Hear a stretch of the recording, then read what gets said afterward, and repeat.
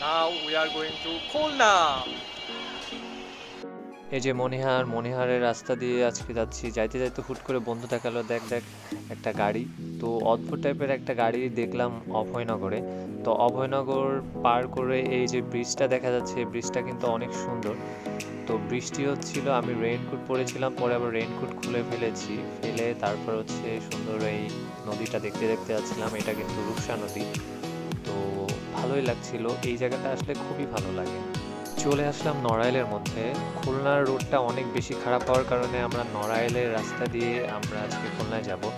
তো এই জায়গাটা খুব বেশি ভালো লাগছে, গ্রামীণ একটা পরিবেশ, আশেপাশের ওয়েদার সব কিছু মিলে একটা ব্যাপক জায়গা।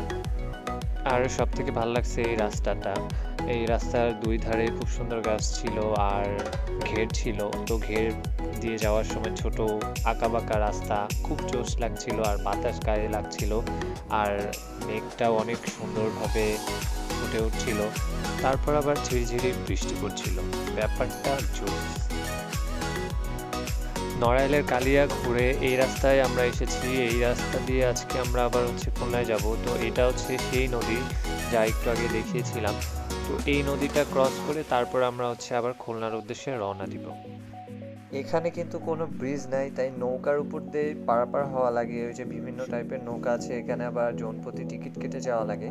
তো এখানে যারা এসেছেন জানেন এই জায়গার অবস্থাটা, যারা আসেনি অবশ্যই আসবেন। সো এইটা হচ্ছে খুলনার হাদিস পার্ক। এই জায়গাটা নাকি প্রেম করার জন্য প্রসিদ্ধ একটা জায়গা খুলনায় যারা থাকে। তো আমার বাসা অনেক দূরে, আফসোস আমি এখানে রোজ আসতে পারবো না। হাদিস পার্ক থেকে ঘোরাঘুরি শেষ করে নিউ মার্কেটে যাচ্ছি খাওয়া দাওয়ার জন্য। খুলনা নিউ মার্কেটে আসলে জাস্ট ডিপ্রেশনে পড়ে যেতে হবে যে কোন দোকান ছেড়ে কোন দোকানে খাবো। তো এখন বৃষ্টি হচ্ছে, এর মাঝখানে ডিপ্রেশনে পড়ে গেছি যে কি খাওয়া যায়। মানে এত এত বাহারি রকমের খাবার, কোনটা রেখেছে কোনটা খাবো। বন রুটির মতো শুধু ঘুরছিলাম, এক একটা দোকানে এক এক রকমের খাবার, কোনটা রেখে কোনটা খাবো সত্যি ডিসাইড করতে পারছিলাম না। মাথার উপর দিয়ে যাচ্ছিল যে কি রেখে কি খাবো, কি রেখে কি খাবো, তো খুঁজেই পাচ্ছিলাম না।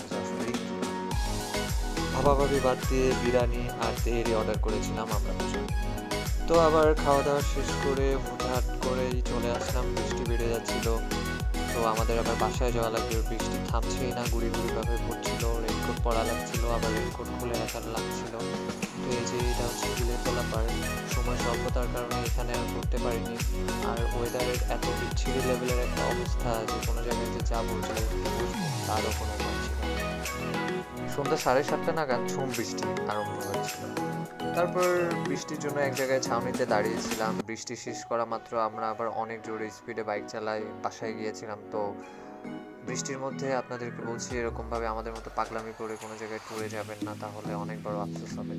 আর এটাই সেই জায়গা, এখানে অনেকক্ষণ বসেছিলাম চা নাস্তা খেয়ে, তারপর এখান থেকে বাসার উদ্দেশ্যে রওনা দিয়েছি।